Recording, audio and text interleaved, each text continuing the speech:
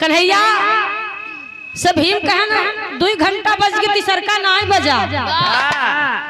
भगवान कन्हैया कहा एक जने सुपन दास नाम का सुपन दास डोम है, अगर नहीं के लिए आई ले तो हर घंटा तीसरका बार बज जाए।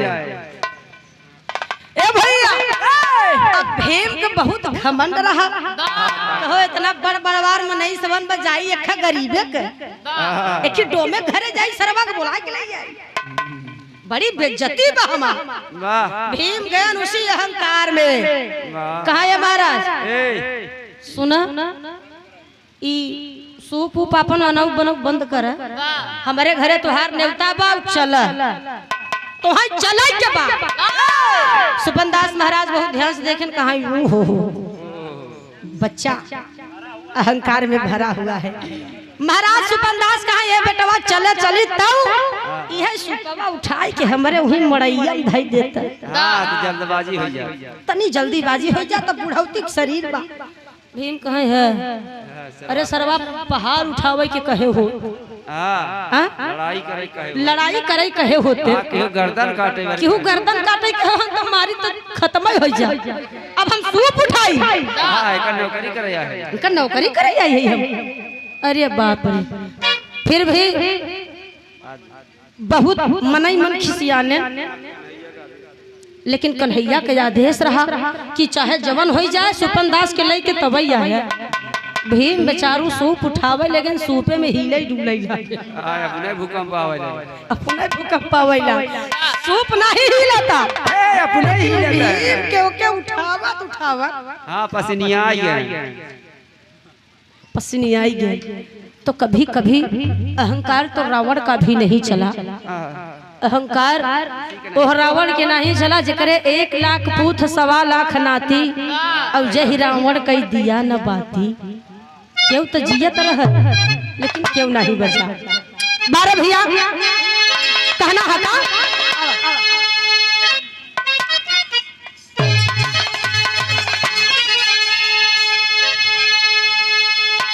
स्नेह का सिंधु आंसू में ढल ही गया, माँ की ममता नजर से छलकने लगी, प्यार भाई का कोरा कफन बन गया, अरे दिल की खुशियां भी गम में सिमटने लगी, बांध कर भीम फेंका गया वारी में, पहुंचा यही लोक में तो बेलवली जिलाई, पी गया सूम सारा तो आए उमापति, उधर फाड़ सारी निकाले यमराई।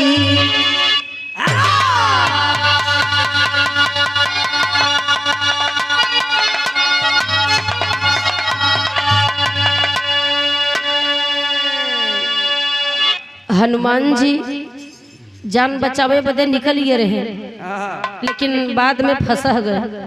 तो वरदान के उपयोग से वह युग में बियाह तो नहीं कर सके, लेकिन भैया कौने युग में बियाह के हैं आप लोग अभी बताए है, द्वापर युग में। तो उसी द्वापर की बात है, दुल्हा वही बा दुल्हन बदली जाए, दुल्हा वही बा दुल्हन बदली जाए। कहना बा बात उस समय का हो, हस्तिनापुर का राजा दुर्योधन भंडारे का आयोजन कर दिया। भंडारे का जब आयोजन कर दिया तो भंडारे के आयोजन में पूरे हस्तिनापुर वासियों को, राजा महाराजा को निमंत्रण भेज दिया। सब आने के लिए तैयार हो गए और उसी चिट्ठी में से, उसी निमंत्रण में से एक निमंत्रण की चिट्ठी पहुंची भीम के घर। भीम घर पर नहीं है, और जब भीम के घरे पहुंचल तो अर्जुन कहला हम ना जा, दुश्मने के घरे न्योता खा जाबे। युधिष्ठिर कहाँ खबरदार, दुर्योधना के घरे क्यों जाए हुए ना एक दुश्मन के साथ दोस्ती करना मूर्खता है। महामूर्खता है। हम पांचों भाइयों में से कोई नहीं जाएगा। और तब से भीम गदा ले धड़धड़ात आए। का बात बा भैया, का वार्तालाप चलत बा? तो अर्जुन कहा दुर्योधन के घर पर भंडारा है, उसी का निमंत्रण आया है और हम में से तो कोई जाने वाला है नहीं। भीम कहला वो भगवान का भंडारा बा, तब भगवान से बैर काहे बदले वही के बा? दुश्मनी तब पांचों भाई और दुर्योधन का बा, न कि भंडारा से। न कि भंडारा से। एगो काम करा, आप लोग मत जा, लेकिन दुर्योधना के घरे भोजन खाए हम जा। भोजन करने मैं जाऊंगा, अपन पूरी तैयारी से जा। अर्जुन और युधिष्ठिर कहलो ठीक बजा, लेकिन दुर्योधना के ऊपर विश्वास मत करिया, वो कब का करी पता भी ना चली। मास्टर कहला बका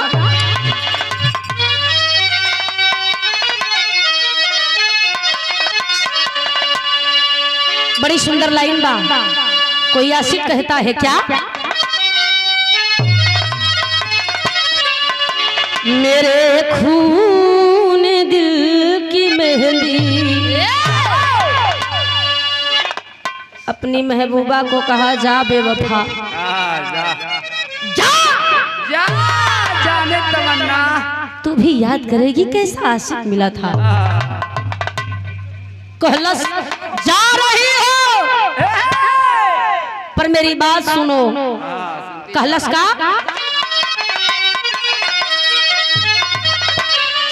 हो मेरे खून दिल की मेहंदी, मेरे खून दिल की मेहंदी, हाथों में ना लगाना लगाना मेरे खून दिल की मेहंदी, हाथों में लगाना लगाना मेरे खून दिल की मेहंदी। लेकिन भाव पर गौर करेंगे, कवि जी लिखला ना का अरे इंसान को मिला सब, इंसान को मिला सब, संतोष मिलना पाया रे, इंसान को मिला सब,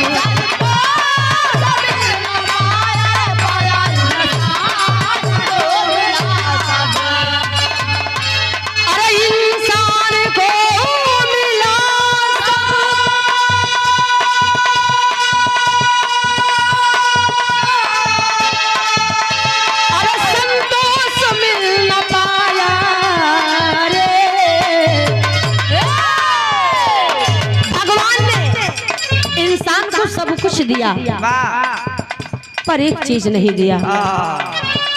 ऐसा नहीं है कि किसी को नहीं दिया, भगवान ने सबको दिया। उन्हीं सभी लोगों में से किसी किसी को वो चीज प्रदान नहीं की।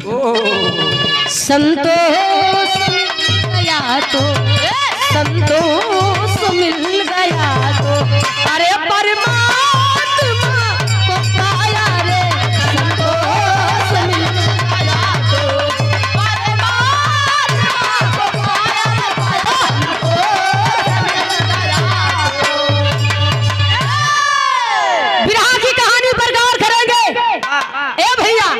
कहानी की शुरुआत बा 4 लाइन जौहरी में संकेत बा। कैसे?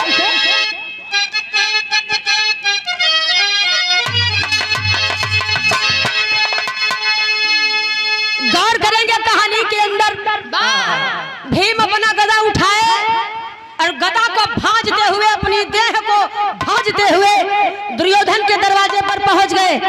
दुर्योधन की नजर पड़ी, भीम तो आ गया है, मेरा शत्रु आ गया है। बोला भीम भैया, भोजन के समय हथियार की क्या जरूरत है, अस्त्र की क्या जरूरत है? अस्त्र को यहीं रख दो और बिना अस्त्र के भोजन करना पड़ेगा। भीम कलम मने में चला ठीक बा, अस्त्रवा के बराबर तो हम खुद है हमारे खहत हुए बा वाह कुछ करी हाँ सार तक चापब तिनकर पता न लागी। वाह ए भैया भीम कला ठीक है चला। भीम गईला 56 प्रकार का भोजन परोसा गया। अब भीम का जब भोजने पर नजर पड़ल तो उठे पर जीभ लगला घुमावे। महाभारत में महापेटहा, द्वापर युग में भीम ही महाराज रहे। वाह लगत का दिन खियाए रहे। सब युद्ध करत रहला तो भीम कहे कुछ लहावा नहीं तो एनर्जी खत्म होता। युधिष्ठिर परेशान हो जाए।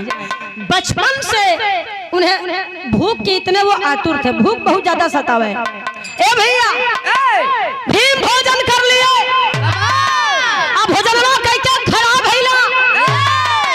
दुर्योधन मेरा गदा मुझे दिया जाए, मैं घर जाना चाहता हूँ। भीम को ला करके गदा दिया गया। अब भीम गदवा के घुमाई के अपने कंधवा पर रख के सोचला कि अब हम चलब। जो ही 2 कदम गईलन भैया चक्कर खा के धरती पर गिर गईला। भीम बेहोश हो गए, अचेत अवस्था में हो गए। दुर्योधन विचार कर गया, लगा था भोजनमा में जवन जहरवा मिलवले रहली। हां सर्च कर गया, काम कर गयल है, लगा था भीम मर गईलन। अपने सिपाहियों को भेजा, देखा मरल है कि जियत बा। सिपाहियों ने देखा तो भीम तो अचेत अवस्था में है। सिपाहियों ने कहा राजा साहब महाराज भीम मर चुके हैं। भीम को मृतक समझ करके दुर्योधन उनकी शरीर को उठवाया और ले जाकर के जमुना नदी में फेंकवा दिया। और भीम जमुना नदी के द्वारा पहुंचे कहाँ? नागलोक में। जब नागलोक में पहुंचलन भैया तब कहानी यही से बदल गई। कहना बता तो अनुराग भीम के दिल में एक तूफान लेकर आया। चल चल चितवन की छोरी तो बहुत समय पाया। परिणय बंधन में बंध करी नरदंपत मौज उड़ाते। संसार के सुख सागर में करते किलोल हर साथ।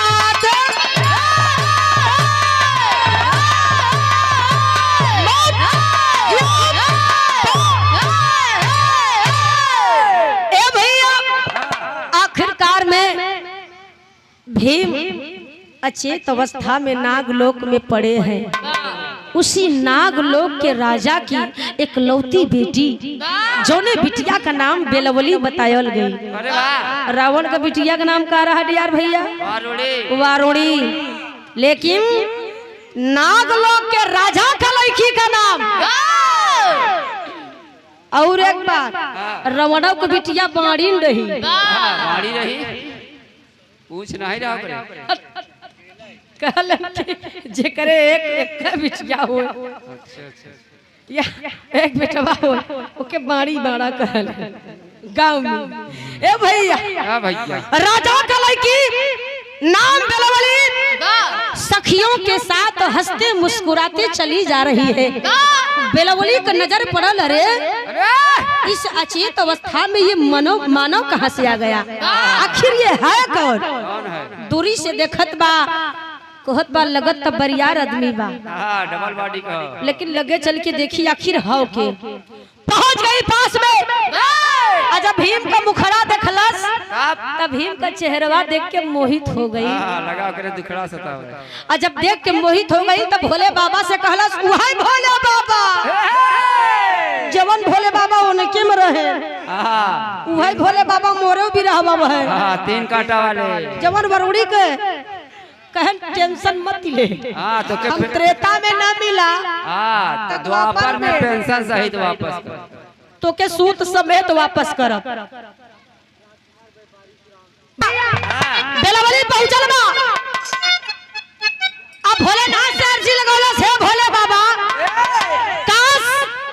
काश ए सुरेंद्र जी मान ला तू बेलौली है या हम भीम है। भीमा सही है बहुत।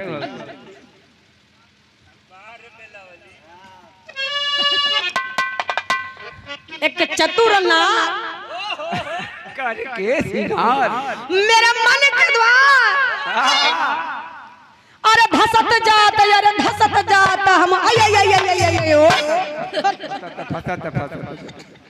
ये चतुर नार बड़ी अलबेली है। अब बेलवली विचार करता है भोले बाबा अगर मैं इस मनुष्य को होश में ला सकती तो तनिक देर न करती तुरंत वही हमें मनई से बियाह कैले भाई। बेलवली सोचा तो भोलेनाथ कौनो उपाय बतौता यह मनई के होश में लिया ले तो तुरंत ही हमें से बियाह कैले। और भोलेनाथ का श्राप था या वरदान था आप दोनों मान सकते हैं। शास्त्र कोई कोई कहता है कि वरदान था, कोई कोई कहता है कि श्राप था।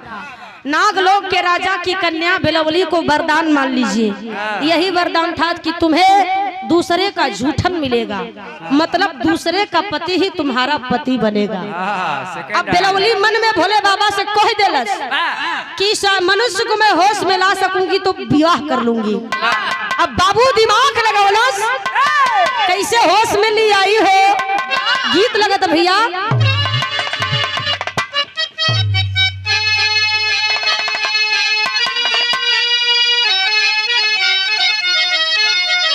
टिकुली के सनावा परी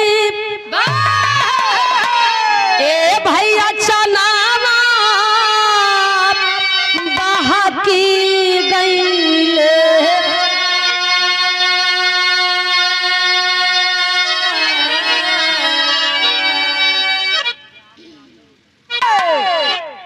बेलवली विचार कैलस। बेलवली के दू भाई रहला और नाग राजा के पास नागलोक में अमृत का घड़ा था जो कि वरदान में मिला था। वरदान में अमृत का घड़ा मिला था, अमृत से भरा हुआ था। अगर बेलवली वही अमृत ला करके भीम के मुंह में 2 बूंद टपका देती तो भीम का मूर्छा छूट जाता, होश में आ जाते। लेकिन सोचा था कि हमार दोनों नाग भाई फन गड़ा के बैठल हो यहाँ, हम कैसे होश में ले आई। वही बाबू एक कपड़ा उठा करके गोला सा बांध करके गेंद बनाती है, ओहे उछाल के फेंक के मरलस और वैसन मरलस कि वो गेंदवा जाके वही अमृत के घड़वा में गिरल और अमृत में बूढ़ गया। तब वो जाके के जिद कह देलस कि अगर हमार गेंदवा ना देबा तो हम बाबू से कह देब तो तुम दोनों जने के काट के फेंक दी है। अब भला यही बाब की गेंदवा दई दो। अब दोनों भाई कहला बहनिया हमहन का कसम बा पिताजी से चर्चा मत की हूँ, तू अपन गेंदा ला है तुम ले जा। वह कपड़ा का गेंद ला करके बेलवली भीम के मुंह में बाबू 4-5 बूंद टपकाई है।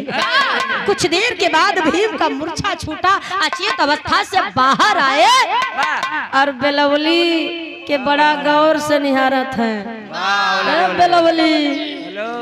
बेलवली के भीम देखा, अब भीम के बेलवली देखा, कहना पड़ा क्या लज्जिता गुलाबा भइले रुआ बलखी अरे पितली भूला का परलो भाई रे गुजरिया।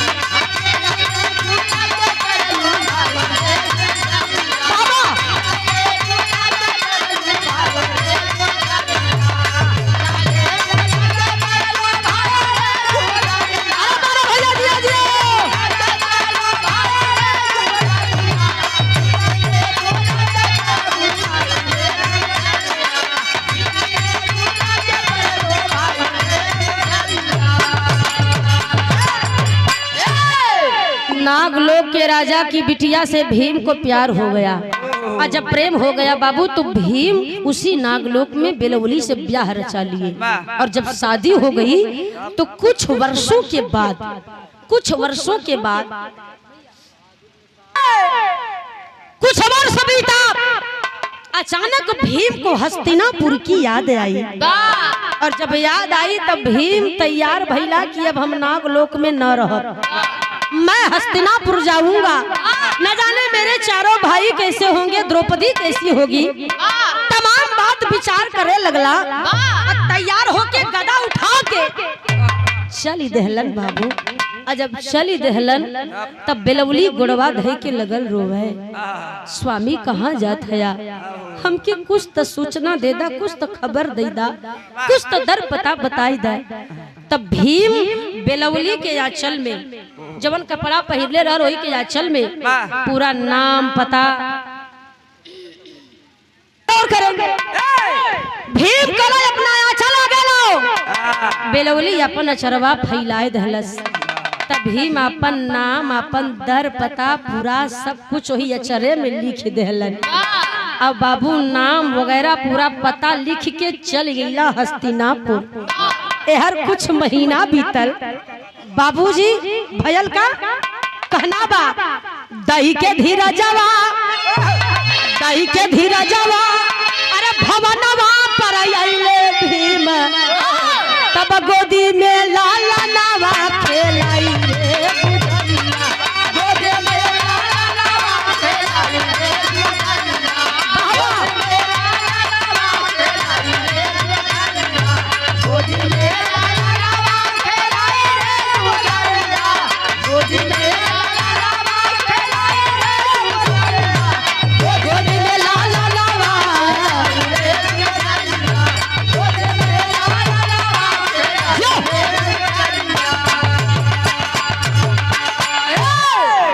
भीम तो चले गए हस्तिनापुर। 9 महीना बीतने के बाद, 9 महीना बीतल, बेलवली की कोख से भीम का जन्मा बेटवा पैदा भयल। वो बेटवा का नाम का रखायल बाबू। नागलोक में भीम का बेटवा का जन्म भइल बा, और नागलोक में बेलवली की कोख से लइका जन्मल भीम का बेटा, ओकर नाम रखायल का विजय बुलारा। विजय बुलारा नाम रखा गया। कहना पड़ा मास्टर भैया, गीत लगता। अब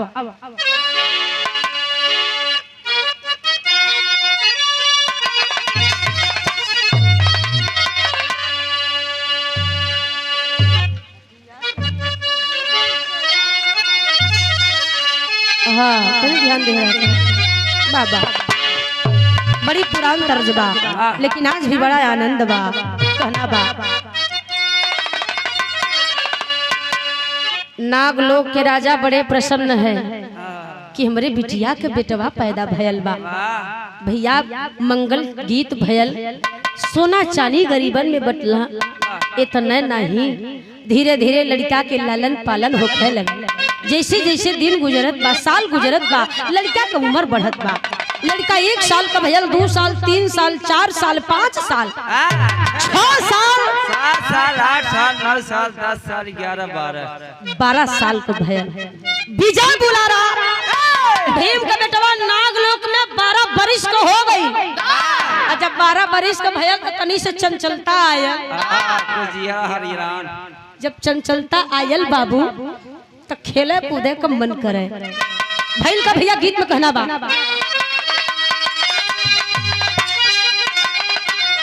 खटिया के नीचे कौनो पतोह, कौनो दुल्हन अपने बूढ़ा से कहता, ए अम्मा, बोली नहीं पावा तब बोले कैसे, चोर बगल बैठा बा, इशारा में गाय के कहता, ए अम्मा, खटिया के नीचे घुसल चोरावा, खटिया के नीचे घुसल चोरावा, सासु तो निकाला नाया जोरावा, खटिया के नीचे घुसल चोरावा, सासु तो निकाला नाया जोरावा, खटिया के नीचे घुसल चोरावा, सासु तो निकाला नाया जोरावा।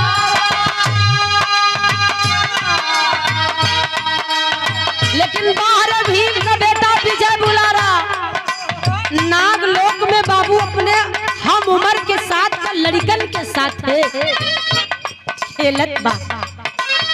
खेलत कैसे बा,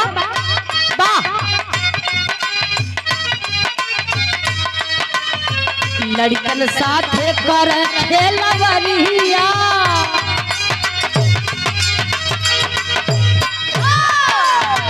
लड़कन साथे कर खेलवरिया बारी उमारी याद लालना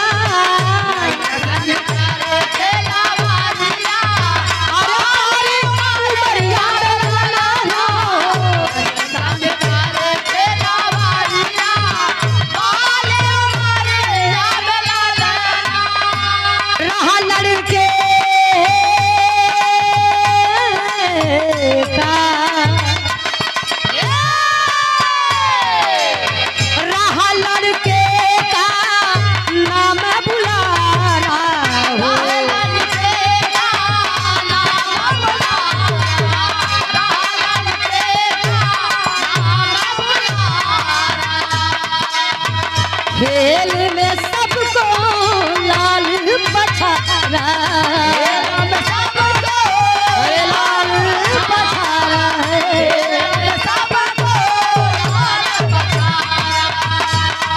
रहा लड़के का नाम बुलारा खेल में सबको लाल पछारा और लगल खेला जैसे भीम बचपन से बरियार रहला अब निशानी खून तो है हाँ तब भीमा क्या औलाद भले नाग लोक में पलटता अब वो देह मोह से बरियार उतने क्षमता उतने शक्ति पांछा वो लड़कियन के पटक चाप के चारी बैठल जब चारी बैठल तो दो लड़कियन से बर्दाश्त ना भइल रहा लड़के का नाम बुलारा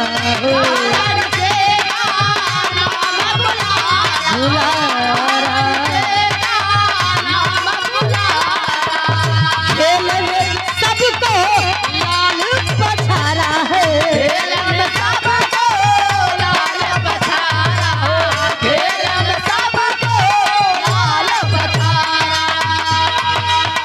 लड़कवा बेईमानी कैलन कला बुला रहा है तू छल कैले हुआ छल से जितले हुआ ना मानब हमने ना मानब कि तू जितले हुआ छल से जितले हुआ तब ना मानब तब विजय बुलारा कला से ये खेल फिर से हुई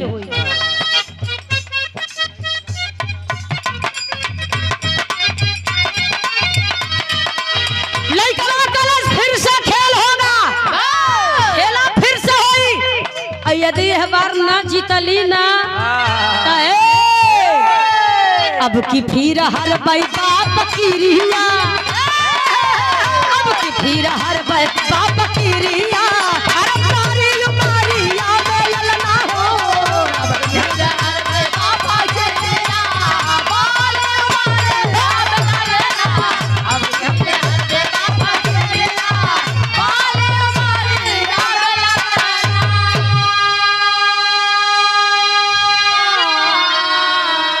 डांट के कलश की एक बार तो जीतले हई दोहरौनी ना जीतली तो हमारे बाप का क्रिया हो हम अपना बाप का बेटा ना जब बाप का नाम लइकवा सुनला तो जब पसे में हंसाए लगला कल ई देखा सारे के हई देखा सारे के ऐ ससुर के अब तक बाप का नाम तो पता नहीं है कि हमार बाप के हो कहां रहेला का करेला ससुर कहत हम बाप के क्रिया तेरी नफैता कई लइकवा को लगला मजाक उड़ावे जब मजाक उड़ावे लगला तब बुलारा का बड़ा बात लगल है लइकवा कहला है बाप की क्रिया बाद में खई है पहले अपने माई के लगे जो अब पूछ तोर बाप के हो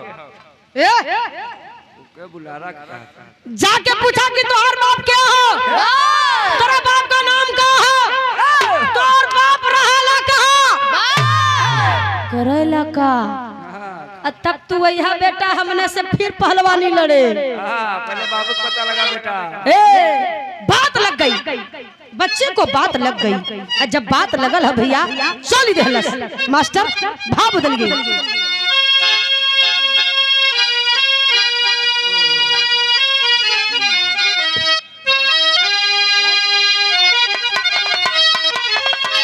अरे कहावा क्या बाबा चाचा हरन के दादा हरन के जमाने के गीत बा, बहुत पुरान गीत बा। कहवा के बाबा मोरे अरे पोखरा खाना वाले, पोखरा खाना वाले मोरवारी मोरवारी अरे काहे ना बंधवले चारों घाटिया मोरवारी काहे ना बंधवले चारों घाटिया मोरवारी काहे ना बंधवले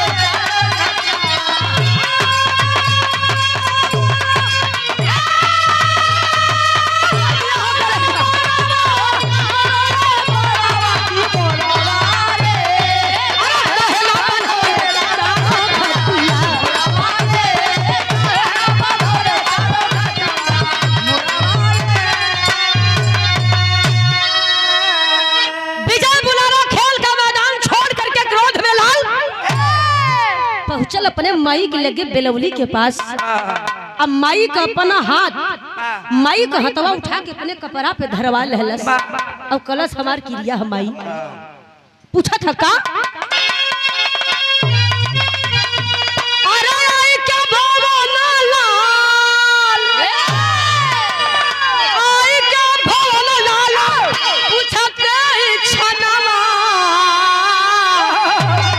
जननी हो माई हो अरे बाबू के बता जननी हो बाबू के बता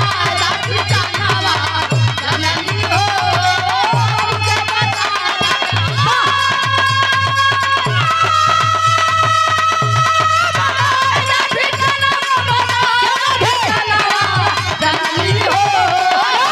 के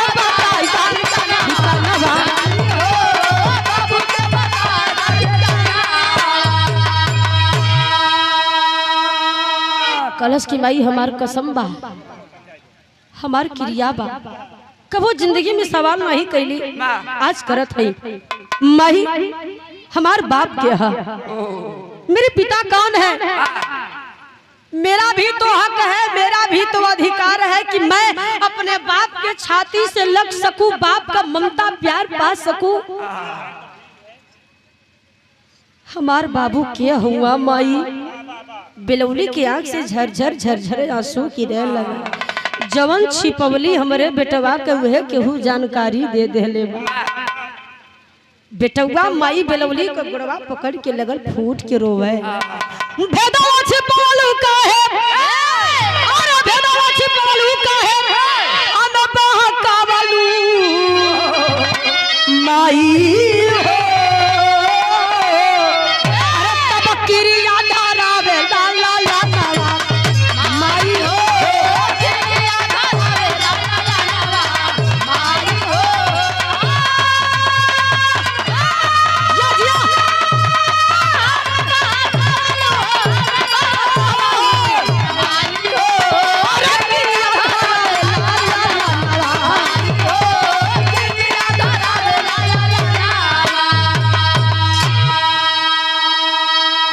कलश की हमार क्रिया खा के बतावा हमार बाप के बा। अगर आज हमारे पिताजी का पता ना देहलू माई तो कसम तोहार बा, कसम हम माई तोहार कसम हम पिताजी का अपन जान हम एजा गवा दे, मैं अपनी जान ले लूंगा। बेलौली कहली ना बेटा ना, तो कि पिता का पता जाने के बाद ना नाम जानना है ना। ठीक है बेटा हम अब्बे बतावत है। गैली उहे अचरवा जौने अचरवा में भीम हस्तिनापुर जात जात अचरवा में पूरा नाम पता लिख देले रहलन। बड़ा जुगुत से अचरा के रखले रहलिन बेलौली और उहे अचरवा लिया के फैला के बेटवा के सामने रखी देहलिन। कली बेटवा तू पढ़ हिला, यही में तोहरे बाप का नाम है, तोहरे बाप के गांव का नाम है, तोहार बाप कहाँ रहेलन, के हुआ का करल, कुल ही में हो बेटा। जान गया कि मैं किसी ऐसे वैसे इंसान का बेटा नहीं हूँ, मैं भीम का बेटा हूँ। मेरे पिता इतने प्रतापी, इतने बलवान, इतने बलशाली इंसान का पुत्र हूँ मैं। मेरे पिता हस्तिनापुर के रहने वाले हैं। बेलवली फूट के रोवा थई, बेटा माई के आंख से आंसू पुछलस कलस, माई तोरे आंसू को क्रिया हो कसम्बा, आज से तेरा रोना बंद। मैं समझ गया तेरी पीड़ा को। वो बेटा ही क्या जो अपने माता पिता के दर्द को ना समझ सके। हर दर्द का हाल आंखों के आंसू बता देते हैं, समझने वाला चाहिए। ए भैया कलश माई, मैं हस्तिनापुर जाऊंगा।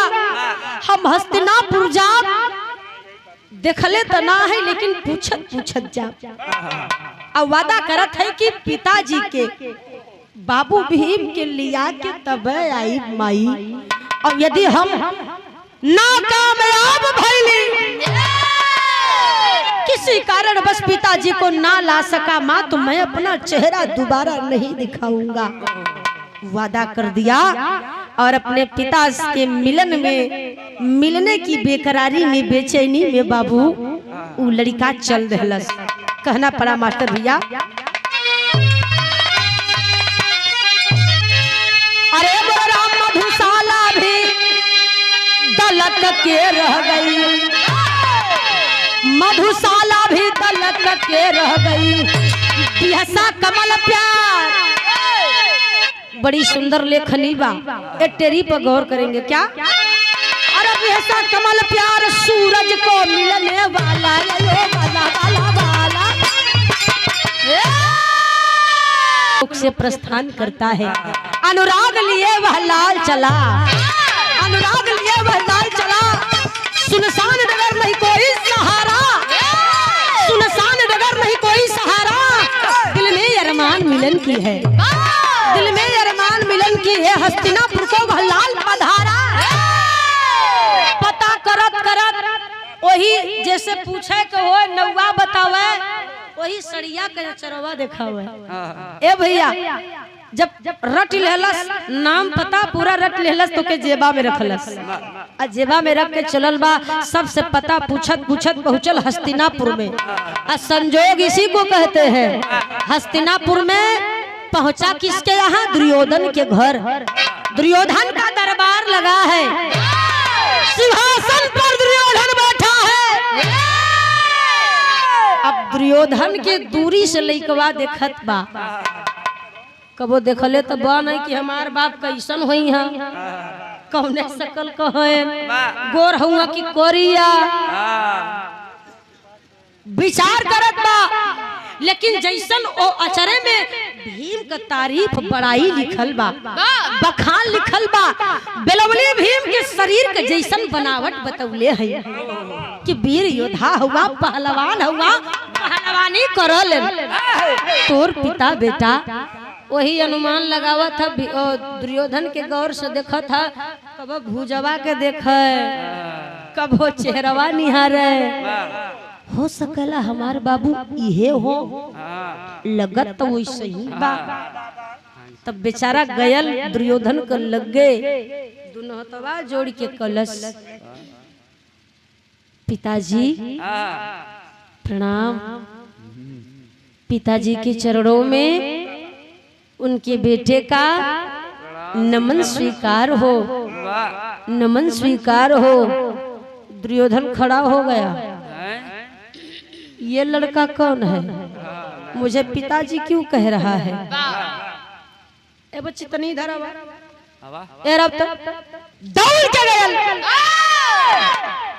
अब लइकवा सोचा था, लगा था हमार बाबूजी इहे हुआ, जान गईला कि हम इनकर बेटवा है। दौड़ के आल दुर्योधन के चरणिया में गिर गया। कलश के बाबूजी हमके छीन लेला, हम तोहार बेटा है बाबूजी। दुर्योधन कलश है बेटा, ना हम तो के चिन्हत है, न तू हमके चिन्हत है। मान ला तू हमके जनतो बाटा, हम ना जानत है। कुछ नाम पता है, तू कहाँ से आई हुआ, तोरे बाप का नाम तो होई, वो तो जानत होगा।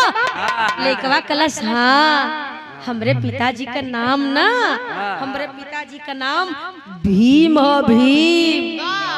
हमार बाप कोई और ना आपे तो हुआ न बाबूजी, आपे तब भीम हुआ। हम आपका बेटा है ना। जब भीम का नाम दुर्योधना का काने पड़ल तब लगल कान खजुआवे। अरे करे ये हमारे दुश्मन का लड़ी क्या है। बात छोट दर है लेकिन ये तो बड़ा बरियार लगत है। आगे चलकर मेरा दुश्मन बनेगा, मेरा काल बनेगा। अच्छा बेटा तुझे मेरा नाम पता है? कलश हाँ बाबूजी, मैं नागलोक से आया हूँ। माई बेलवली से वादा कैले है कि आपको लेकर ही वापस जाऊंगा। चलिए पिताजी। दुर्योधन का कलैया पकड़ के लगल खींचे। तब दुर्योधन होकर कलाई दे के लग गया बैठवलस। कलश है हमार लाल, ए हमारे आँखी का पुतरी। अब चाल चलने लगा दुर्योधन, षड्यंत्र रचने लगा। कलश है हमार बेटा, हमार बात गौर से सुना। हम तोहार पिता ना है लेकिन तोहरे पिता से मिलवा सकीला। जीत लगा तो भैया कैसे?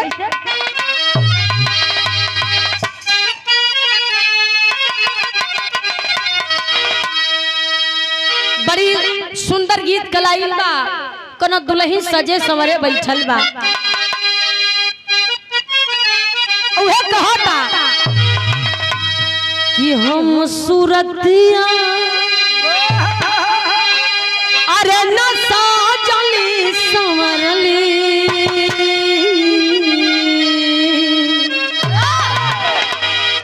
अरे हम सूरतिया न साजली संवरली के पिया से मिलाल हो गई। हम सूरतिया न साजली संवरली के पिया से मिलाल हो गई।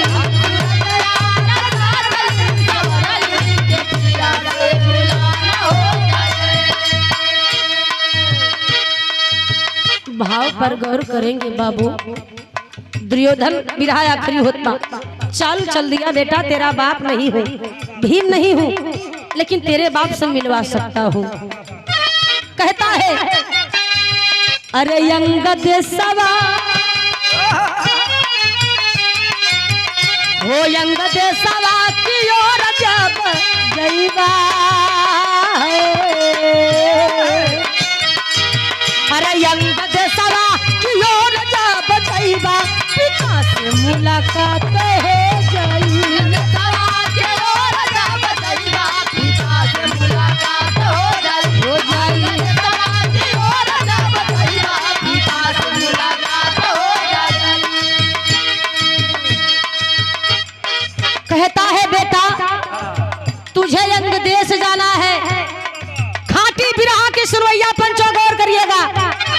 अंग देश का राजा कौन था आप लोगों को पता चल गया होगा जो जानते होंगे। अंग देश का राजा कोई और नहीं बल्कि कर्ण था। लेकिन दुर्योधन उस बच्चे को क्या बताया? मेरे लाल तुझे अंग देश जाना होगा। जो अंग देश का राजा है वही तेरा बाप भीम है। भीम अंग देश का राजा है और तेरे पिता ऐसे नहीं मिल जाएंगे। एक काम करना होगा। लइकवा कलश बाबूजी का करे की पड़ी हमरे पिताजी से मिले बदे। तो दुर्योधन कहता है लोहा के घंटा बजैया लाला नावा,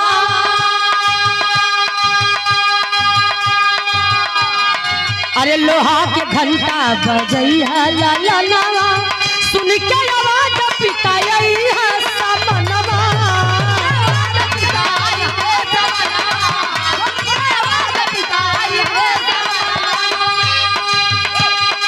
अरे सोचा कुरपति, अरे सोचा कुरपति, सोचा कुरपति जब होई है लड़ाई पिता से मुलाकात हो गई।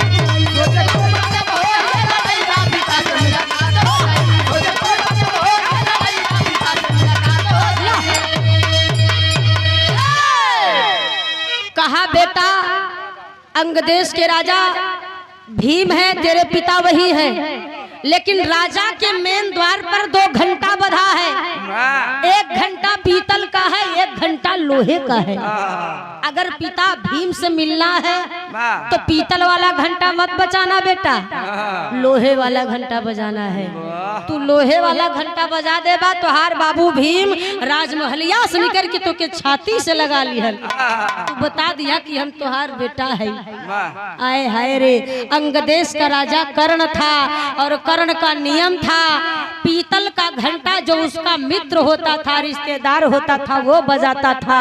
तो कर्ण जान जाता था कि मेरा कोई हितैषी आया है, और लोहे का घंटा उसका दुश्मन बजा करके लड़ाई के लिए ऐलान करता था। दुर्योधना सोचा था कि जब लोहवा का घंटावा बजाई तो कर्ण के हाथे मारल जाई, क्यों बचावे वाला ना रही, सांप भी मर जाई, लाठी भी न टूटी। ए भैया, बालक को क्या पता है, 12 वर्ष का लड़का चल पड़ा अंग देश की ओर। अब पीछे पीछे दुशासन भी चल पड़ा। दुर्योधन कहा कि दुशासन तू जाके देखा, अगर कर्ण के हाथे कैसो मैसो मान ला बच के निकल जाए तो मेरे भाई ये भीम का बेटा है, तुझे जीवित नहीं छोड़ना है, और अगर ये जियत मिलल तो हम तोहके न छोड़ब। आगे आगे लड़का चलल, पीछे पीछे दुशासन चलल। मास्टर भाव बदल गए कैसे?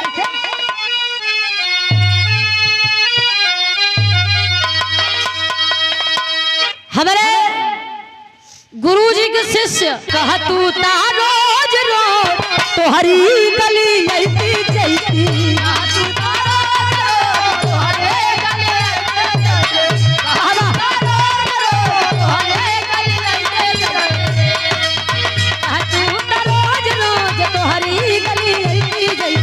छत से बोलती हल्लो हल्लो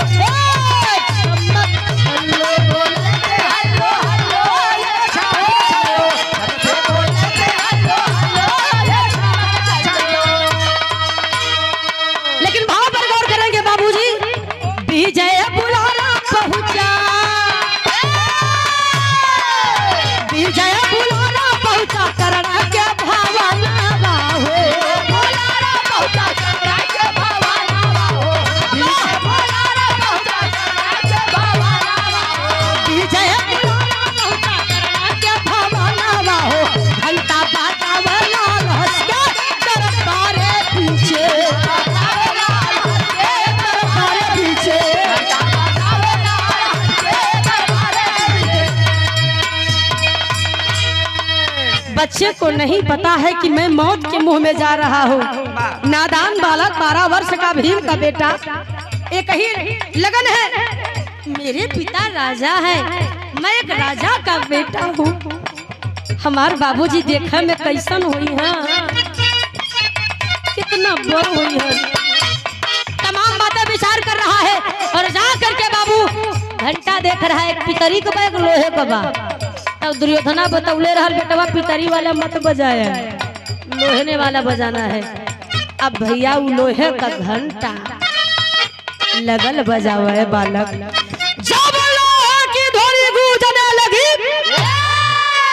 कर्ण के राजमहल में, लोहे के घंटे की ध्वनि से कर्ण का राजमहल गूंज उठा। तब कर्ण सिंहासन छोड़ा है, सुन के आवाज कर्ण लिहले धनुष बनवा हो,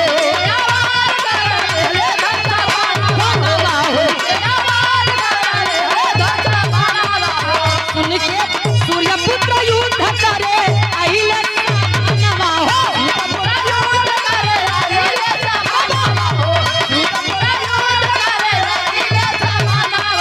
सुन के आवाज कर्ण लिहले धनुष बनवा हो, सूर्य पुत्र युद्ध करे आइले बनवा हो। ए भैया, कर्ण हाथों में धनुष बाण लेकर याग बबूला होकर राजमहल से बाहर निकला।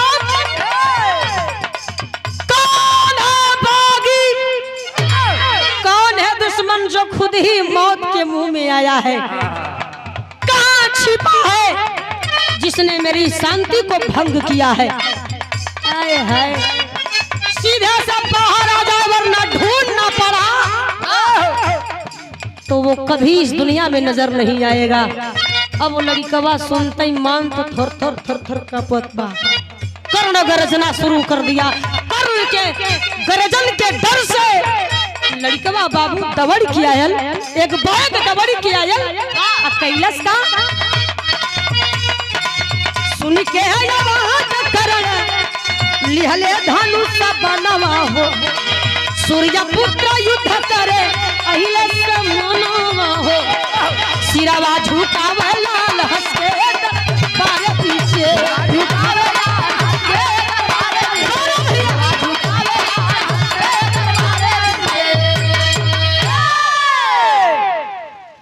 बाबू अवध नारायण यादव जी ज्ञानपुर। आज लइकवा के कुछ समझ में नहीं आयल, गयल बैठ के कर्ण के चरणों में हथवा जोड़ के कलश, पिताजी गुस्सा शांत कर लीजिए, पिताजी गुस्सा शांत कर लीजिए, अपने बेटे का नमन स्वीकार करे। इतना कह के कर्ण के चरणिया में अपन मथवा टेक देलस। आ लइकवा के आंख से आंसू गिरत है बाबू, कर्ण के गोड़ पर जात बा। कर्ण से बर्दाश्त न हुआ, झुक करके उठा लिया बालक को। तुम कौन हो बेटा, तुम्हें पता है तुमने क्या किया है? मैं इस देश का राजा हूँ, मैं अंग देश का राजा हूँ और लोहे का घंटा मेरा दुश्मन बजाता है, चुनौती देता है मुझे युद्ध के लिए। और युद्ध के नियम होता है या तो वो दुनिया में रहेगा या तो मैं दुनिया में रहूंगा। तुमने मुझे चुनौती दी है, अब या तो दुनिया में तुम रहोगे या तो मैं रहूंगा। तुमने क्यों बजाया बेटा? कौन है तू, कहां से आया है? मुझे पिताजी क्यों कह रहा है? मैं तुझे नहीं जानता। लइकवा गोड़वा पकड़ के कलश, बाबूजी आप नहीं जानते लेकिन मैं जानता हूँ, आप मेरे पिता हैं।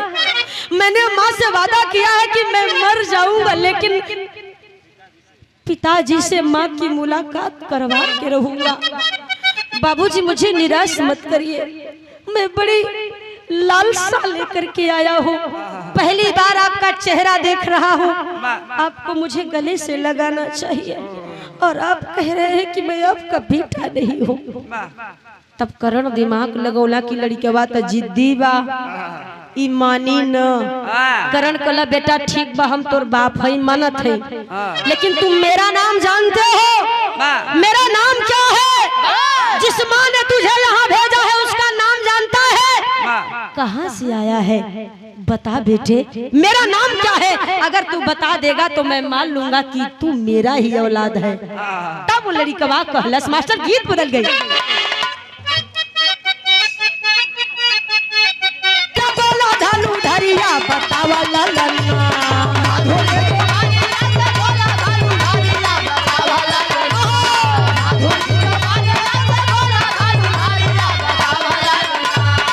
मधुरी जुबलिया का बोला धालू धरिया बतावा ललना। अरे बतावा ललना, अपने बाबूजी का नमवा बतावा ललना।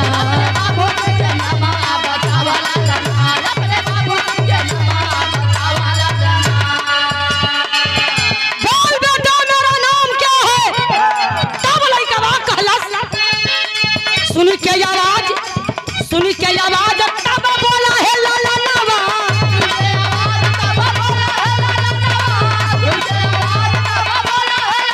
और हवा हिप्पला वनवा,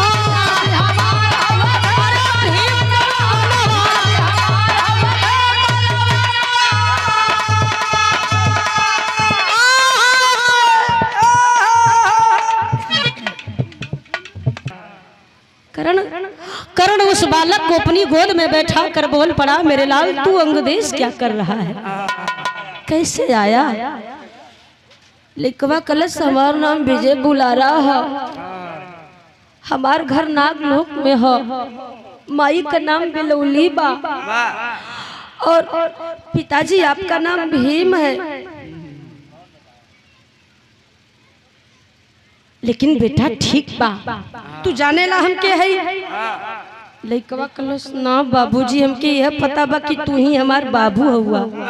कर्ण कहा नहीं बेटा, ये अंग देश है और इस अंग देश का राजा मैं हूँ, मेरा नाम कर्ण है। कर्ण कहा बेटा बात तो क्या भेजलस के? तो लइकवा सारी बतिया दुर्योधन को बताए दहलस।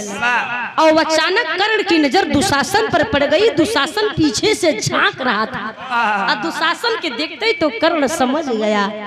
कहा मेरे लाल मैं तेरा बाप नहीं हूँ, लेकिन तेरा पिता मेरा छोटा भाई है। सुन, तुझे मिलना है ना, अब मैं जैसा कहूँ वैसा ही करना और किसी की बात मत मानना।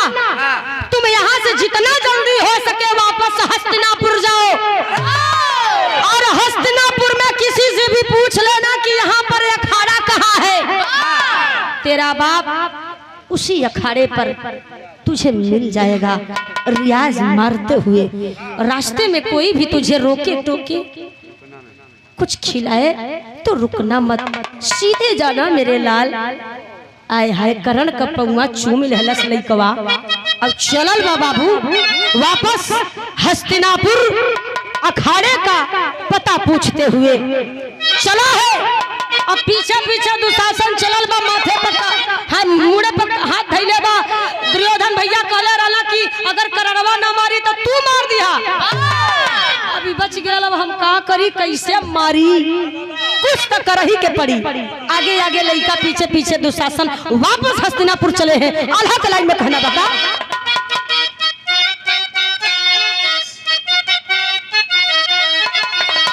अरे चल लबा ललनवा चल लबा ललनवा अखाड़वा की ओरिया बाबू में प्रवेश कर गया। हस्तिनापुर पहुंच गया। अब सुभद्रा जी जौने रास्ते से लइका जात गया अखाड़ा की ओर, वही रास्तवा पकड़ के सुभद्रा जी दासियन के साथे हथवा में आरती को थरिया ले चली आवत हूँ। अब लड़कवा का चेहरा बड़ा मोहित बा, बड़ा सुंदर बा, बड़ा मोहित चेहरा बा। सुभद्रा जी से बर्दाश्त नहीं भेलो के रहिया में रोक ले लिए। बेटा तू अकेले इतना छोट से उम्र में कहाँ घूमत है? के हुआ लाल, कहाँ से आयल हुआ? तब सुभद्रा जी जब लड़कवा का मुड़वा पे हथवा फिरली तो ओके अपने माई बेलौली का याद आ गया। हमार माई बेलौली भी हमरे सिरवा पर ऐसे ही हाथ फेर के प्यार करेली हमके। तू हमार माई जैसा लगत हो। ठीक बा, हम बतावत है कि हम के है। वो अपन नाम दर पता अपने माई का नाम और आखिरी में भीम का नमवा ले ले। हम भीम का बेटा है। पिताजी के कबले कब से हेरत ही पावत ना आई, परेशान हो गए। लगा था कि माई के दिहल वादा पूरा ना हो पाई। सुभद्रा का लिए हमारे बेटा समझा पूरा हो गई। एजा पेड़ के नीचे तू बैठा, पेड़ के नीचे बैठा, हम मंदिर में पूजा करके आवत है तो के लिया चल के तोरे बाबू से मिलवाई बेटा। लेकिन तबले केहू के साथे कोई भी मत जइहा। अरे तू यहाँ रियाज मारा था, मुगदर भाजा था। उधर दुआरी पे एक दुश्मन आइल बा, तोहार नाम लेके ऐसन ऐसन बात कहत बा कि बर्दाश्त का बहरे हो गई। तब तो के खबर देवे आइल है। अब दुश्मन के नाम पे तब भीम का एक एक रोवा खड़ा। कौन है, कौन है आखिर जो मुझे ललकार रहा है? चल दिखा मुझे। भीम गदवा भाजत की बहरवान निकलला ता दुशासन देखो था कला भैया हाउ जन पेड़वा हो, पेड़वा के नीचवा देखा। भीम देखला देखा लड़का बैठल बा, तबला लड़कवा के नजर भीम पे पड़ गया। लड़कवा लगा लुछड़ा खुशी में कि हमार पिताजी आवत हुआ। लगता उ चाचा दुशासन बता देला हुआ कि हम उन्हीं का बेटा है। और दुशासना कही के गयल बेटा तू पेड़वा के नीचवा बैठा, तोरे बाबू के लेके आवत हुआ। अब लइकवा लगल उछले। भीम कला अरे पगले, एक बच्चा है, एक बालक है, मैं बच्चों पर हाथ नहीं छोड़ता। अरे जाने दे, अगर उसने मुझे 10 आखर 20 आखर कोई गाली भी दिया है तो बच्चे के लिए माफ है। तबले उ लड़कवा बाबू वही पेड़वा के नीचवा गोल गोल घूम के लगल उछल उछल के नाचे। दुशासन कलश देखत हुआ तो के कैसे ललकारा था। अब वो लड़का खुशी में उछला था, कूदा था। अब भीम देखला कि अरे करे सरवा लड़का हो हमके ललकारत बा। अब भीम गदा के कंधा पर रख के चल देला वही पेड़ के नीचे। मारे करी सरवा लड़का हो के हमके ललकारत बा। भीम की ताकत के बारे में पता ना है मास्टर। भीम का अगली लाइन में लड़के की खुशी बाबूजी। भीम को दूसरी परिभाषा समझ में आ गई। भीम समझ नहीं पाए, जो दुशासन ने कहा भीम ने वही माना। बच्चे को ध्यान से नहीं देखा। और लड़कवा तब खुशी में नाचत बा, उछड़त बा, पेड़वा के गोल गोल घूमत बा, गोठत बा। और तबले भीम न बात कैला, न चीत, न पुछला, न मतला। वही गदवा के घुमा के लड़कवा के कपारे पर मार देलन। और जब कपारे पर गधा पड़ा ले पंचो, लड़कवा वही समय धरती पर गिर गया। 12 बरिस का लड़का हो और जेकरे अंदर 10,000 हाथी का बल बा भीम हो। भीम जैसन पहलवान का गदा वो लड़का के कपारे पर पड़ल। लड़का धरती पर गिरल, कपार फाटी गया। तरतर तरतर खून धरती रंगायल बा। लड़का के आंख से आंसू गिरा लगल। भीम गदवा पेड़वा में ठेकाई के लगला रियाज मार हम भीम आई भीम ससुर पिद्दी बरे को लड़का हमके ललकर बा। ए बाबू भीम रियाज मरते रहलन कि अचानक भीम को नजर लड़कवा के अखिया पर पड़ल। उ लड़कवा भीम के एक ठक निहारत बा। माई जैसे कहले रलिन कि तोर बाप पहलवान हुआ। सच में बाबू हमार वीर हुआ। हमारे बाबू जैसन तो कोई मर्द ना बा दुनिया में। लेकिन बड़ा दुर्भाग्य बा कि बाबूजी के छाती से भी लगने का मौका नहीं मिला। हे भगवान ये कैसी लेखनी है। आया था बाप के छाती से लगने, गले से लगने, लेकिन न जाने क्या कर्म किया कि बाप कि गले भी ना लग सका। माँ का वादा भी लगता है पूरा न कर पाऊंगा। भीम कहला एक गदा चपले हई, खून निकरा था, कपार फटल हो, धराशायी भयल है। तने पर ससुर हमके घिउरत हुआ।